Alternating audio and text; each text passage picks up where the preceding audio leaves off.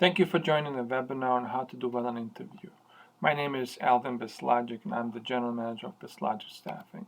Just a quick introduction from my side. I've been in the industry for the past 15 years.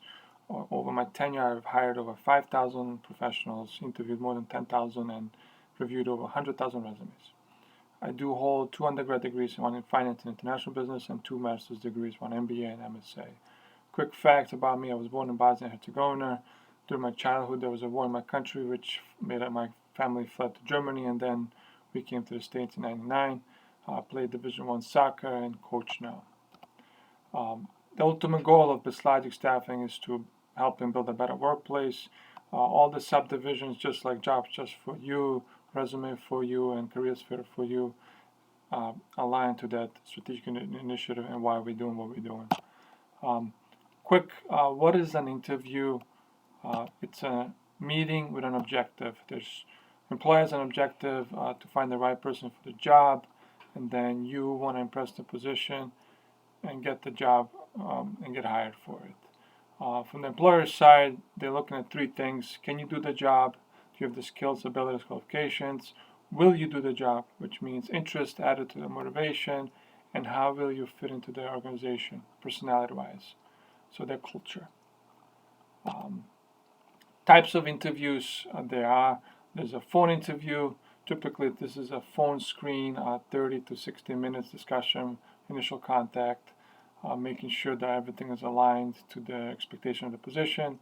Nowadays, the second part of the interviews, the videos, is more common with the pandemic and COVID going on. And then last, panel interviews. This is where the company invites you face-to-face with multiple individuals. Varies from company to company how many different panels. Just quickly before you walk into interview, some people they're fearful, they have anxiety, they're not ready, they're stressed out. Here's common reasons why professionals don't get a job. 20% of interviewers sat across the interviewer with crossed arms, were not considered for the roles. 65 of the interviewers failed to make eye contact, and 40% of interviewers stating that the voice wasn't clear enough. It all comes down to the confidence, and that's what we're going to discuss. How do you build confidence? How do you get motivated? How do you land that job confidently enough? And we come back to this. The key is preparation. You have to understand yourself. You have to know your audience. You have to craft your answers. You have to project enthusiasm. Tip of the day is your interview starts before you walk into the employer's door.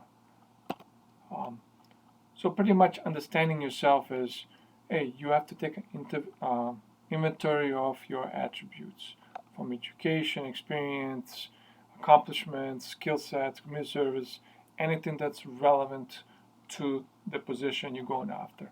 Once you understand yourself, then you have to work on your elevator speech. When they ask you, tell me more about yourself, you have to create an elevator speech that's pretty much aligned with the career path that you want to go after. At the same time, you want to answer, like that you're going to be the right fit for the position. This is just an example of our elevator speech for an executive assistant position. Keep it 60 to 90 seconds long, and try to record yourself and listen on how you sound with elevator speech.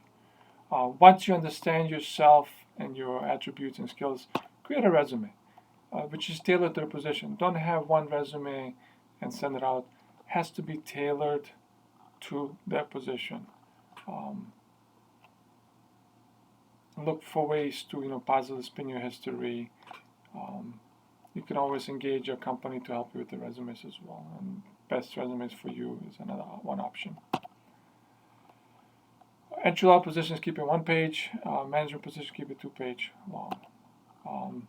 Second step is understand your audiences, meaning you got to do research on the position. You got to do research what duties you're going to be doing, what's the compensation range, location, schedules, and so on. Also know the company you're going after, the name, any feedback. Read Glassdoor, communications, any social media presence, and always ask yourself, why do you want to work for this company? Search them up, look them up on Google, see what other people are talking about them. Understand your audience before you go there. So you can even ask relevant questions towards the company. So coming back to you, how do you build up the confidence? So like now you're ready, you prepared yourself. How do you build it up? So we just discussed a couple of things. You understand yourself, you create a good resume, understand the position, and you know the company as well. So this is typically a timeline 2-3 days before. There's something else you can do before the interview. Strike a power pose. Stand up as tall as you can. Stretch yourself like V. In the morning, repeat positive affirmations. I'm going to get the job. I will get the job. I will do well. Keep repeating this, and you will do it. If in your head you're thinking positively, this is directly going to reflect how you're going to do an interview. And then another option is read stuff that like other people are talking about you. So here's the pose that I was telling, like with the V raised above your head. Just keep standing. Don't sit. Don't crouch. Make yourself as tall as possible. Walk to the bathroom. Get the blood flowing before the interview. Do this 30 minutes before the interview, and it's going to help you feel more confident. Also, first impressions are powerful. Dress professionally for an interview. Shake hand. First contact with the interviewer is really important. The way you enter, the way you introduce yourself, the way you smile and make eye contact. Be aware of the interviewer's movements. Watch body language of them, like how like what they're doing, because that can give you a lot of different things. For example, are they defensive, arrogant, annoyed? You can read the interviewers on your side. You see with the stars. Just sit up straight and keep that pose. That's the safest pose when you go for an interview.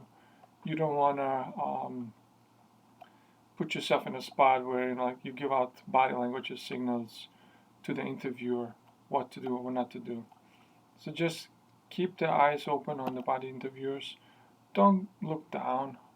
Always make eye contact. Make your posture. Sit up straight. Avoid crossing your legs. Use your hands when you talk. Don't do those. Here's some questions I like to give you about you. They're going to ask you this. This is just going to give you a leg up on what to expect. They're going to ask about you, about the job, and then like your general interpretation of what's going on. Maybe they're going to ask you what's going on with the pandemic. How do you feel about it? What is the interest about the job? What is the interest about the company? Another set of questions, behavioral questions. The best way to correspond and answer to the behavioral question is the CAR framework. I'm going to show you this in the next slide.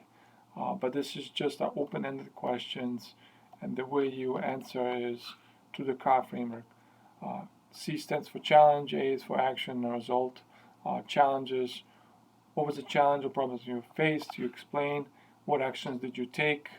And then what were the results when you're answering the open-ended questions, the behavioral questions. Always be positive. Show positive emotion. Be enthusiasm about the role, about the company. This is just how you demonstrate when you're responding to the role, to the position.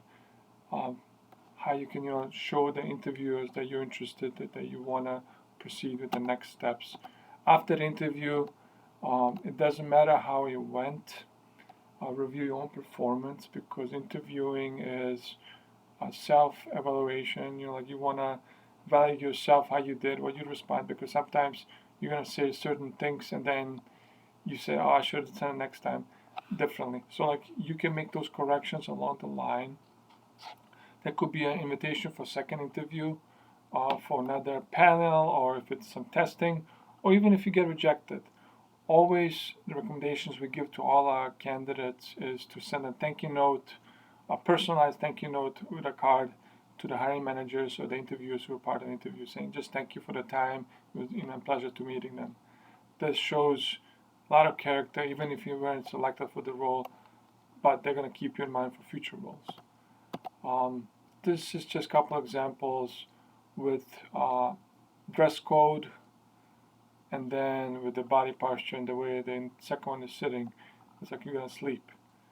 We don't sit that way. The third one is checking the phone. Keep your cell phones in your car or shut them off completely because you don't want to get a phone call during the interview. At the end of this, let's tie it up all together.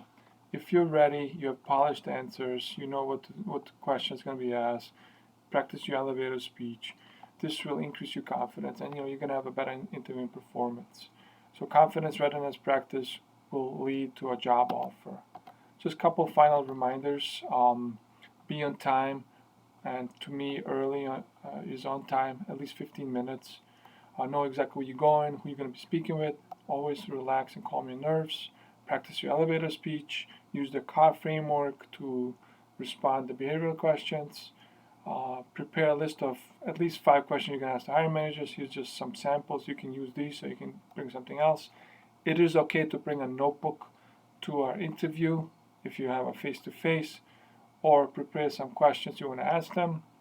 And here's common rejections, and this is how I'm going to leave you guys off for after the interview. Lack of preparation, you weren't ready, you had poor knowledge of the role, poor personal appearance, negative attitude, lack of interest, failure to give concrete examples of skills, overemphasis on money and rewards, lack of career plan, and placing yourself on the table.